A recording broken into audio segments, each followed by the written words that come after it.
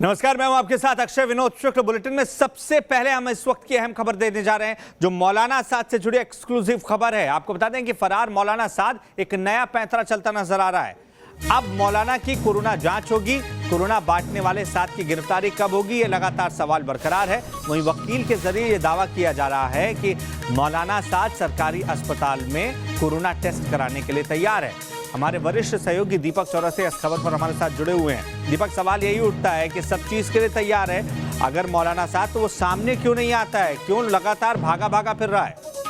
देखिए, वो सब चीज के लिए तैयार है, लेकिन कुछ भी करना नहीं चाहते। तैयार वो क्राइम ब्रांच से इन्वेस्टिगेशन के लिए भी है, तैयार वो बाकी एजेंसियों से इन्वेस्टिगेशन के लिए भी है, लेकिन किसी का नोटिस नहीं देते। उन्होंने पहले भी कहा था कि वो अपना कोरोना टेस्ट कराएंगे। उनके वकील की तरफ से ये भी कहा गया था हमको ऑफ रिकॉर्ड की वो सरकारी अस्पताल में कराएंगे, लेकिन करवाने नहीं जा रहे हैं, क्योंकि मौलाना साहब को पता है कि जैसे ही उनका कोरोना टेस्ट निगेटिव आएगा, जैसे जो हमको पता है वो प्राइवेट लैब से करा चुके हैं, कोरोना टेस्ट उनका निगेटिव आ चुका है, लेकिन प्राइवेट लैब जो है वहां पर आप मैनिपुलेट कर सकते हैं, इसलिए पुलिस उस टेस्ट को मानती नहीं है। इसीलिए बार बार उनसे कहा जा रहा है कि आप अपना कोरोना टेस्ट करा लीजिए, लेकिन मौलाना साहब करा नहीं रहे हैं, क्योंकि जैसे ही उनको कोरोना से क्लियरेंस मिलेगा उसके बाद रिस्क उन तक पहुंच जाएगी। अभी वो इसी बिना पर बच रहे हैं, क्योंकि वो पुलिस वाले अभी नहीं जानते हैं कि वो पॉजिटिव है कोरोना से या निगेटिव। वो बार बार अपने सूत्रों से ये दावा करवा रहे हैं कि वो निगेटिव है, वो जांच के लिए तैयार है, वो जांच में शामिल हो रहे हैं, वो जांच में शामिल होना चाहते हैं। लेकिन दीपक, लगातार इनके वकील के द्वारा ये भी कहा जाता है कि हमें अब तक कोई समन नहीं दिया गया है, सिर्फ नोटिस दिया गया है जिसका जवाब हम दे रहे हैं।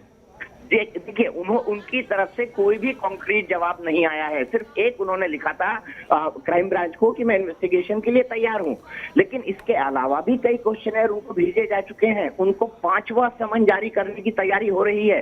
तो ये जो नोटिस और समन उनको जारी हो रहे हैं, वो लोगों के सामने तो ये जताने की कोशिश करते हैं वो जांच में पूरी तरह सहयोग कर रहे हैं, लेकिन हकीकत ये नहीं है। क्राइम ब्रांच के सूत्रों ने बार बार दावा किया है कि मौलाना साहब थॉरो इन्वेस्टिगेशन से पूरी तरीके से बच रहे हैं। हो सकता है कि उनकी लोकेशन की जानकारी दिल्ली पुलिस को हो, लेकिन जब तक वो लीगल और मेडिकल रिक्वायरमेंट पूरी नहीं करेंगे, आपने देखा होगा निजामुद्दीन मरकज में जो जांच करने क्राइम ब्रांच की टीम गई थी, उसके भी कई सारे पुलिस वालों को कोरोना हो चुका है। तो ये गंभीर बात है। अब उस क्राइम ब्रांच की जो टीम है 15 लोगों की, उसमें से सभी को क्वारंटाइन कर दिया गया है, यानी कोरोना, क्योंकि सब साथ ही काम कर रहे थे, अरे उनमें से किसी को कोरोना हो सकता है। तो पुलिस एहतियात बरत रही है, पूरे देश में एहतियात बरती जा रही है, लेकिन मौलाना साद, कोरोना फैलाने वाले मौलाना अपनी पैंतरेबाजी कर रहे हैं। बिल्कुल, ये मौलाना साद जड़ की फसाद आप कह सकते हैं, कि फसाद की जड़ आप कह सकते हैं। इनकी वजह से तबलीगी जमात में एक के बाद एक ऐसे तमाम मामले सामने आते गए जिसमें लोग कोरोना पॉजिटिव होते गए, लेकिन सिर्फ और सिर्फ पैंतरेबाजी अब तक देखने को मिली है मौलाना साद की तरफ से। क्राइम ब्रांच की टीम मौलाना साद को न सिर्फ तलाश रही है, एक के बाद एक 4 नोटिस जारी किए गए, लेकिन अभी तक मौलाना साद वीडियो जारी करता है, ऑडियो जारी करता है, लेकिन वो जांच के लिए ना सहयोग करता नजर आया है, ना सामने आता नजर आया है। अब आगे क्या कुछ हो सकता है दीपक? क्या क्राइम ब्रांच की तरफ से कोई एक्शन लिया जा सकता है? देखिए, एक पुरानी कहावत है, मेरी माँ कहा करती थी, बकरे की माँ कब तक खैर मनाएगी।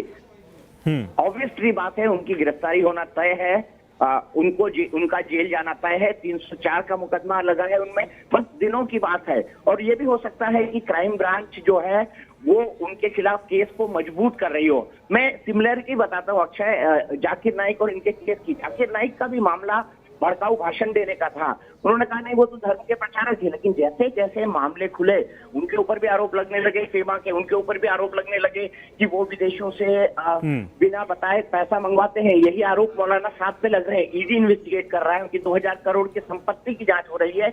ये संपत्ति उन्होंने कहां से कमाई है, उनके बैंक खातों में ऐसे ट्रांजेक्शन मिले हैं जिसके जवाब देना उनके सीए ने बैंक वालों को इनकार कर दिया था। उनके खाते में पैसे आते हैं, 15 मिनट के अंदर 11 अलग अलग खातों में ट्रांसफर हो जाते हैं इंडिविजुअल अकाउंट के। तो कहीं ना कहीं कुछ बहुत बड़ा गड़बड़झाला है मौलाना साहब के साम्राज्य में।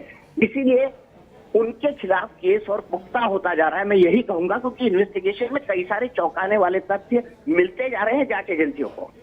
बिल्कुल, लेकिन सवाल यही उठता है कि आखिर कब तक खैर मनाएगा मौलाना साद? बहुत बहुत शुक्रिया तमाम जानकारी के लिए। तो ऐसा नहीं है कि वक्त के साथ मौलाना साद की जो पैंतरेबाजी है वो कम हुई हो। वो अपने समर्थकों के जरिए लोगों को भड़काने की कोशिश लगातार कर रहा है। उसके समर्थक ऑडियो जारी करते हैं और न केवल मौलाना साद की तारीफ में कसीदे पढ़ते देखे जाते हैं, बल्कि अल्लाह का वली भी उससे बता रहे हैं। गिरफ्तारी के डर से भागे भागे फिर रहे मौलाना साद की नई कारस्तानी। पुलिस के हंटर से छिपते फिर रहे मरकज के मौलाना की शातिर चाल।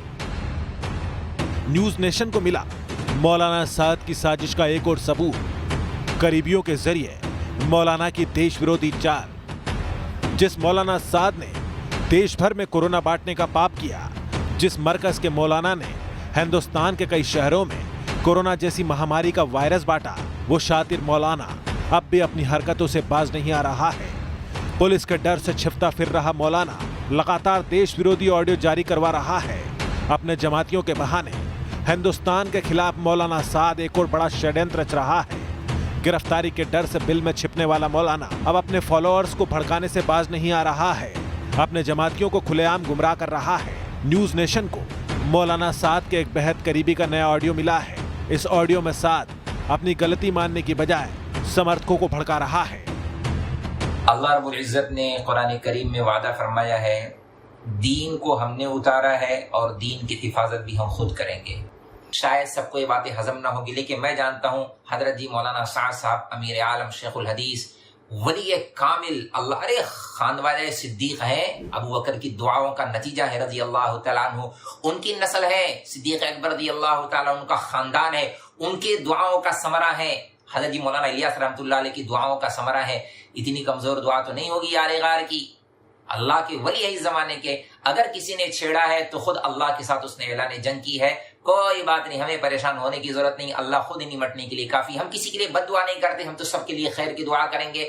लेकिन इतनी बात समझ लें, हम साथियों को क्या कहना है, क्या करना है, सब्र से काम लेना है। इंशाल्लाह अल्लाह रब्बुल इज्जत हम सबको अमल करने की तौफीक अता फरमाए। वमा अलैना इल्लल बलाग। ये ऑडियो साद के करीबी हजरत मुफ्ती महफूज कासमी का है। साद अपने खिलाफ दर्ज हुए केस को पूरे इस्लाम के खिलाफ केस बताकर तबलीगी जमातियों को भड़काने की साजिश रच रहा है।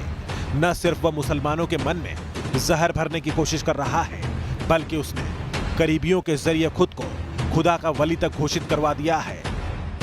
शायद सबको ये बातें हजम ना होगी, लेकिन मैं जानता हूँ हजरत जी मौलाना साद साहब अमीर आलम शेखुल हदीस वली कामिल अल्लाह अरे खानवाले सिद्दीक हैं। अबू बकर की दुआओं का नतीजा है रजी अल्लाह तआला अन्हु, उनकी नस्ल है। सिद्दीक अकबर रजी अल्लाह तआला उनका खानदान है, उनके दुआओं का समरा है। हजरत जी मौलाना इलियास रहमतुल्लाह अलैह की दुआओं का समरा है। इतनी कमजोर दुआ तो नहीं होगी यार गार की। अल्लाह के वली है इस जमाने के। अगर किसी ने छेड़ा है तो खुद अल्लाह के साथ उसने ऐलान जंग की है।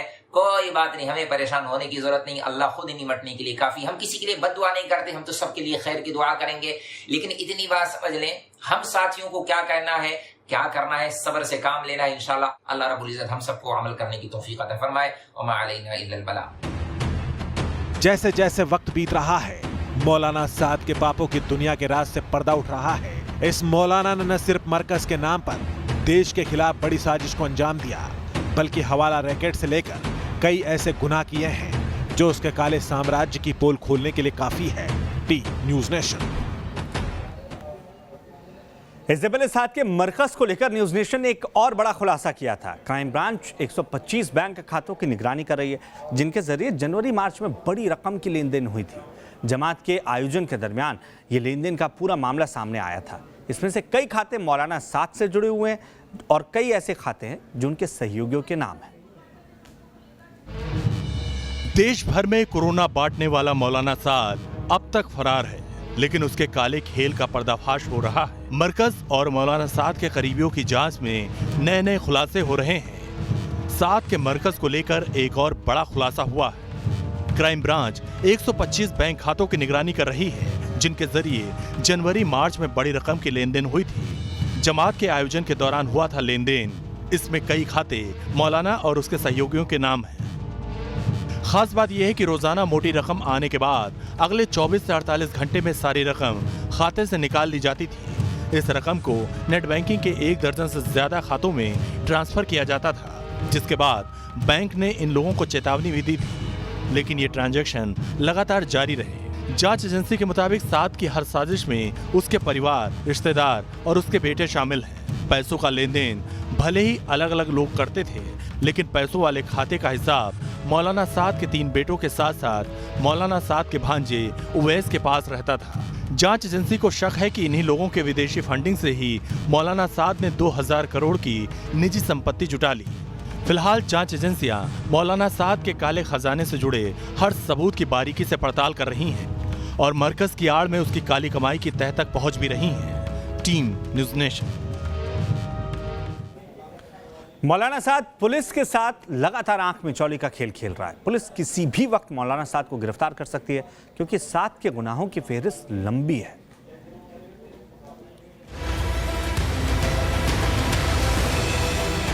निजामुद्दीन तबलीगी मरकज का मुखिया मौलाना साद बीते 1 महीने से भी ज्यादा वक्त से फरार है। दिल्ली पुलिस की क्राइम ब्रांच की जांच टीम भी मौलाना साद की तलाश में लगातार छापेमारी कर रही है, लेकिन अभी भी साद पुलिस की पहुंच से दूर है। देश में कोरोना फैलाने वाले इस मौलाना ने अब कोरोना को ही ढाल बना लिया है और क्राइम ब्रांच से पूछताछ के लिए कोरोना का सहारा ले रहा है। हालांकि क्राइम ब्रांच अब इस मौलाना को 5वां नोटिस भेजने की तैयारी कर रही है। इससे पहले क्राइम ब्रांच ने मौलाना साद को 4था नोटिस भेजकर उसके कोरोना टेस्ट की रिपोर्ट मांगी थी। क्राइम ब्रांच ने पूछा था उसने कोरोना संक्रमण का टेस्ट सरकारी अस्पताल में कराया है या नहीं। टेस्ट कराया है तो उसकी रिपोर्ट अब तक क्राइम ब्रांच को क्यों नहीं सौंपी गई, जबकि मौलाना साद का दावा है कि उसने 2 बार कोरोना टेस्ट करवाया है और दोनों ही रिपोर्ट नेगेटिव आई हैं। साद की तरफ से अभी तक क्राइम ब्रांच के किसी भी नोटिस का माकूल जवाब नहीं दिया गया है। उल्टा सरकारी अस्पताल में टेस्ट कराने वाले आदेश से भी मुकर गया। अब इसे गिरफ्तारी से बचने के लिए मौलाना साद का पैंतरा कहें या फिर जांच एजेंसियों को उलझाकर काले कारनामों पर पर्दा डालने की चाल, क्योंकि मौलाना साद और उसके कुनबे को अच्छी तरह इल्म है कि क्राइम ब्रांच को टेस्ट रिपोर्ट सौंपने के बाद आगे की कार्रवाई शुरू हो जाएगी। मौलाना साद का फर्ज बनता है कि अपने एम्स में कोरोना की जांच कराएं और नेगेटिव पाने के बाद अथॉरिटी के साथ सहयोग करें। अगर वो ऐसा नहीं करेंगे तो ये शक और ज़्यादा पुख्ता होते जाएंगे। हालांकि इस मुकदमे से निपटने के लिए मौलाना साद ने 4 वकीलों की टीम बनाई है, जिनके जरिए वो क्राइम ब्रांच को जवाब भिजवा रहा है। सूत्रों का ये भी कहना है कि मौलाना साद कोर्ट से जमानत लेने की कोशिश में था और इसके लिए वो लॉकडाउन खुलने का इंतजार कर रहा था, लेकिन तीसरी बार लॉकडाउन बढ़ने से उसके नापाक मंसूबों पर पानी फिर गया है। Team news nation. तो मौलाना साद की कुंडली खंगाल रही क्राइम ब्रांच ने मौलाना साद और मरकज के खातों से जुड़े कुछ और चौंकाने वाले खुलासे किए, जिसमें मरकज से जुड़े लोगों के खाड़ी देशों से भारी भरकम लेन देन की बात सामने आई है। क्राइम ब्रांच की इस तफ्तीश के बाद ईडी ने भी मौलाना साद पर शिकंजा कस दिया है।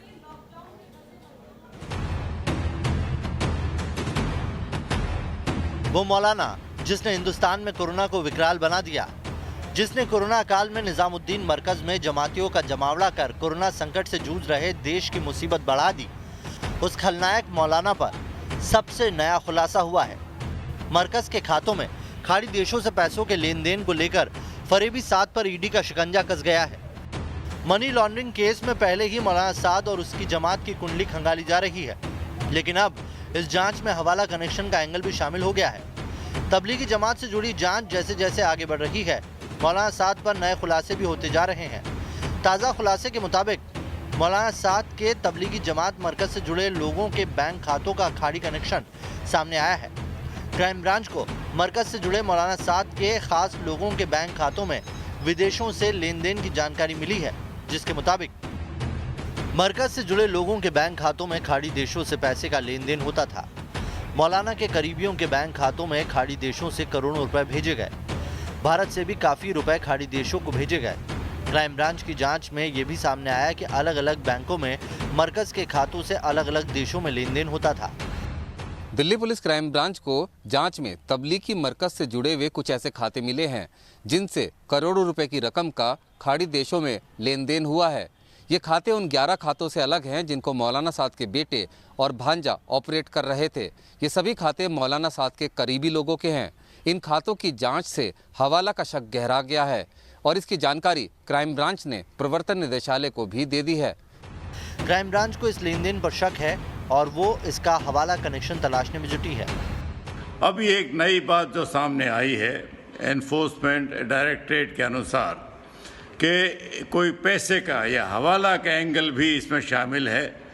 ऐसे सूत्र उनके पास हैं कि गल्फ कंट्रीज से पैसा आया है, करोड़ों में जो पैसा आता था वो 48 घंटे के अंदर अंदर अकाउंट से गायब हो जाता था और ये अकाउंट मौलाना साद का बेटा और उनका भांजा संभाल रहे हैं।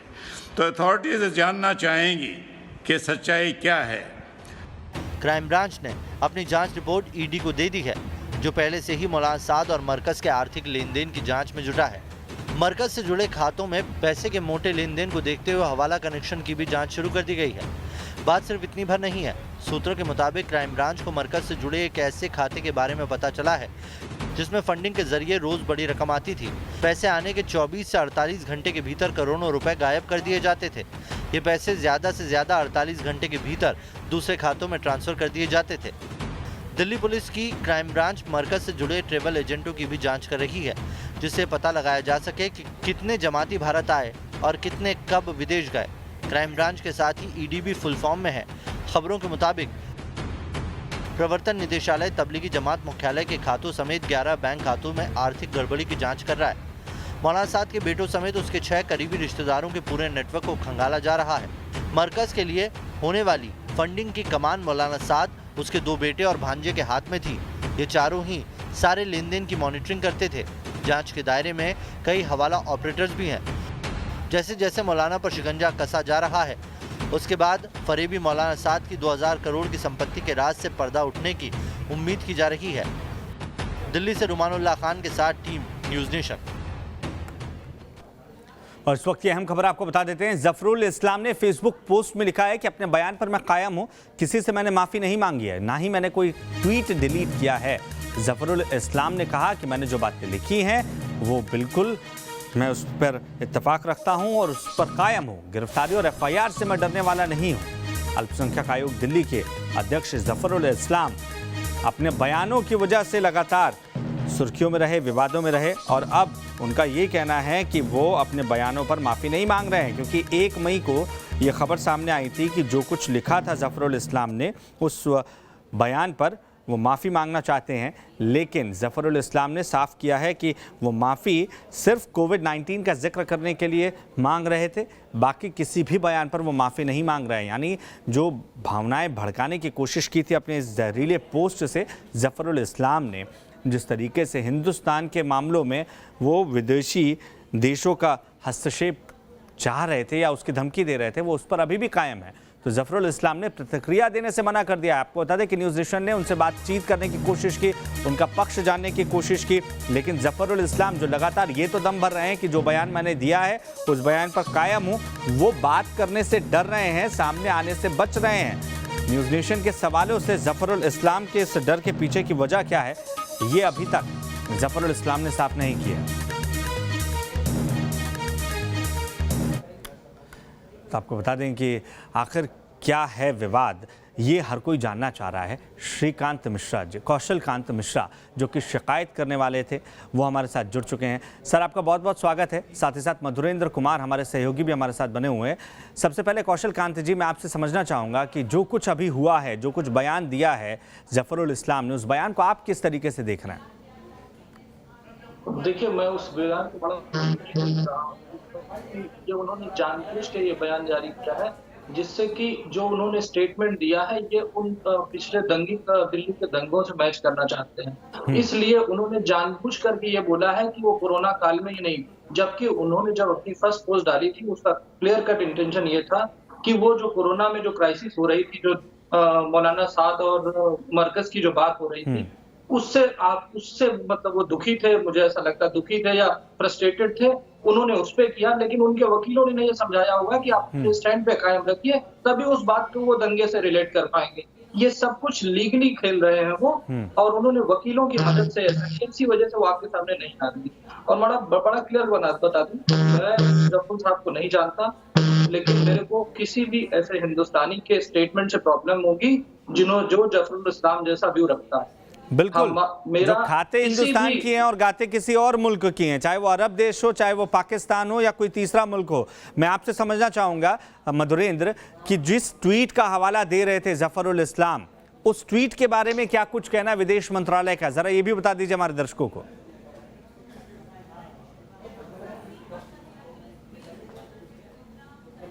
कोई रिस्पॉन्स नहीं करता जो कि किसी भी इस तरह के संस्थाओं के या संस्थाओं के पदाधिकारियों के द्वारा दिया जाए जो कि भारत की है। लेकिन सवाल जिस मुद्दे को लेकर है उस मुद्दे पर मैं ज़रूर कहना चाहूँगा कि अंतर्राष्ट्रीय राजनीति में और अंतर्राष्ट्रीय नीति में एक मानक होते हैं और उसका एक प्रमुख मानक ये होता है कि कोई भी एक देश दूसरे देश के अंदरूनी मसलों में कोई दखलंदाजी नहीं करता। किसी भी देश की संप्रभुता के मसले में किसी भी दूसरे देश की दखलंदाजी बिल्कुल ही वाहियात और एक तरह से देखा जाए तो अंतर्राष्ट्रीय संबंधों के लिए खतरा बतलाई जाती है। हमें बार बार देखते हैं कि पाकिस्तान किस तरह से भारत के अंदरूनी मसलों में दखलंदाजी करने की कोशिश करता है और अगर कोई व्यक्ति पाकिस्तान की ही भाषा बोलने लगे तो आप समझ सकते हैं कि उसकी मानसिकता क्या है। ये बात और मैं स्पष्ट करना चाहूँगा कि भारत और अरब के बीच रिश्ते बेहद हम कहें कि इस दौर में अपने उच्चतम शिखर पर हैं और दोनों ही देशों के रिश्ते की बाबत आप ये समझ सकते हैं कि अरब भारत के किसी अंदरूनी मसले में किसी तरह की दखलंदाजी नहीं करता।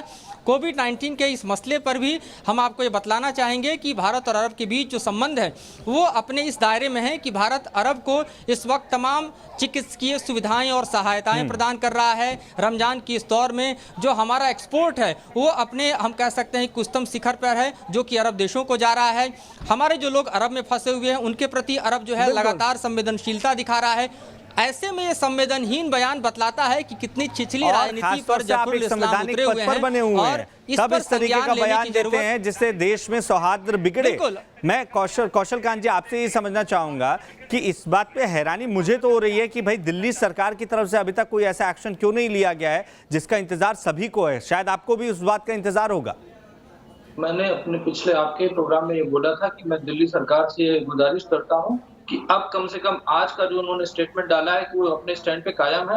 अब तो इन्हें दिल्ली सरकार को एक पद से बर्खास्त कर देना चाहिए और पुलिस को इनको जो भी लीगली पॉसिबल एक्शन है जिसमें जितना मुझे पता उसके हिसाब से उनको कस्टोडियल इंटरोगेशन करने के लिए इनको अरेस्ट किया जा सकता है। तो उनको मुझे लगता है कि उनको जांच प्रॉपरली करनी चाहिए और दिल्ली सरकार से मैं रिक्वेस्ट करूंगा, इवन केंद्र सरकार से मैं रिक्वेस्ट करूंगा कि इस तरीके के लोगों को अगर हम सबक नहीं सिखाएंगे तो ऐसे बहुत सारे लोग पैदा हो सकते हैं और अगर इस संवैधानिक पद पे बैठे हुए आदमी को अगर एक बार हम प्रॉपर पनिशमेंट दे देते हैं लीगली तो जो छोटे छोटे लोग जो आप देखते हैं पोस्ट करते रहते हैं उल्टी सीधी, वो सब बहुत डरेंगे और एक एग्जाम्पल सेट करेगा। तो मैं तो अरविंद जी से और कल संजय सिंह ने भी ये कहा था कि उनका मैंने इंटरव्यू सुना था संजय सिंह जी का, उन्होंने ये कहा था कि वो जो कोई भी उनकी इस बात से सहमत नहीं होगा। तो अगर संजय सिंह जो कह सकते हैं कि उप मुख्यमंत्री हैं उनका ये बयान है उसके बाद भी वो किस चीज का इंतजार कर रहे हैं, इनको सस्पेंड क्यों नहीं कर रहे हैं। मैं ये नहीं कह रहा हूँ मतलब सस्पेंड करके जांच हो, अगर क्लीन निकलते हैं तो दोबारा इनको पोस्ट दे दी जाए, पर अभी तो इनको बर्खास्त कर देना चाहिए। और खासतौर से तब जब ये साफ साफ कह रहे हैं कि मैंने जो कहा है, जो जहरीले बोल मैंने बोले हैं, मैं उस पर बिल्कुल अडिग हूँ, उससे मैं बिल्कुल हट नहीं रहा हूँ, मैं किसी से माफी नहीं मांग रहा हूँ। लेकिन थोड़ा सा जी इसी को बोलते हैं भेड़ की खाल में भेड़िए का होना। अगर ये वर्ड बिल्कुल सही है, क्योंकि अभी तक इन्हें लग रहा था कुछ होना नहीं है, अब जब एफआईआर हुई तो उन्होंने कहा कि अब तो जांच होगी तो मैं बोल देता हूँ। तो ये जो गिरगिट की तरह रंग बदलने वाले लोग होते हैं वो देश के लिए बहुत खतरनाक है। आपका क्या अगला एक्शन होगा अगर सरकार की तरफ से कोई एक्शन नहीं लिया जाता है? तो ये जो लड़ाई आप लड़ रहे हैं इसके अलावा भी कोई कदम आप उठाएंगे, कोई और कंप्लेंट आप फाइल करने की सोच रहे हैं? देखिए मतलब जो मैक्सिमम पॉसिबल लीगली परमिसिबल है वो तो यही है कि मैं एफआईआर हो और उस पर जांच हो। अगर इस पे गवर्नमेंट काम नहीं करती या पुलिस काम नहीं करती तो जो मेरे एडवोकेट डिसाइड करेंगे वो होगा, मुझे उसके बारे में अभी कुछ नहीं कह सकता। मधुरेंद्र, आपसे समझना चाहेंगे कि जिस तरीके से लगातार कहा जा रहा है कि संजय सिंह भी कह रहे थे, जिस बात का जिक्र कौशल कांत जी भी कह रहे थे, लेकिन इस पूरे मसले पर सरकार की तरफ से, खासतौर से दिल्ली सरकार की तरफ से चुप्पी लोगों को खाई जा रही है कि आखिर क्यों इतने बड़े मसले पर वो शांत हैं, कुछ कहना नहीं चाह रहे हैं? देखिए, दिल्ली सरकार को जहां तक हमने समझा है, खासतौर पे आम आदमी पार्टी की राजनीति को जहां तक मैं समझता हूं, वे अपने वोट बैंक को बचाने के लिए इस तरह की किसी भी नेता का ना बचाव करते हैं और ना ही उसके खिलाफ कार्रवाई करते हैं। चाहे हमने देखा अमानतुल्लाह खान का मसला आपके सामने है, कोई कार्रवाई वहां भी नहीं हुई। हमने इस मसले में भी देखा कि अभी तक ना अरविंद केजरीवाल कुछ बोलते नजर आए, ना मनीष सिसोदिया कुछ बोलते नजर आए, ना आम आदमी पार्टी का कोई व्यक्ति बोलता आया, ताकि उनका अपना जो वोट बैंक है वो भी न खिसके। लिहाजा इस तरह की कार्रवाई सीधे तौर पर आम आदमी पार्टी नहीं करती है। लेकिन गंभीर मसला यह है कि इस समूचे प्रकरण के पीछे ये जांच होना बहुत जरूरी है कि इस बयान के मायने क्या हैं। ये सिर्फ एक वोट बैंक की तुष्टीकरण के लिए है या फिर इसके जरिए अंतर्राष्ट्रीय फंडिंग जुटाने की कोशिश की जा रही है। चूंकि इस्लामिक ब्रदरहुड के थीन लाइन को कहीं भी डिफाइन करके हम देखते हैं कि इस तरह के नेता इंटरनेशनल फंडिंग को अपनी तरफ डाइवर्ट करने में सफल रहते हैं। तो मकसद जानना बेहद जरूरी है। मकसद क्या है ये समझना जरूरी है। दिल्ली दंगों के वक्त भी ये सवाल उठा था, जब आम आदमी पार्टी के नेता उसमें संलिप्त पाए गए थे, उस वक्त भी ये सवाल उठ रहा था और अभी भी ये सवाल गहराता जा रहा है। जरूरत है कि सामने आकर सरकार का नुमाइंदा इस पर जवाब दे। बहुत बहुत शुक्रिया हमारे दोनों मेहमानों का हमसे जुड़ने के लिए, तमाम जानकारी हम तक पहुंचाने के लिए। बहरहाल अपडेट आप तक पहुंचाते रहेंगे। आप बने रहिए न्यूज़ नेशन के साथ।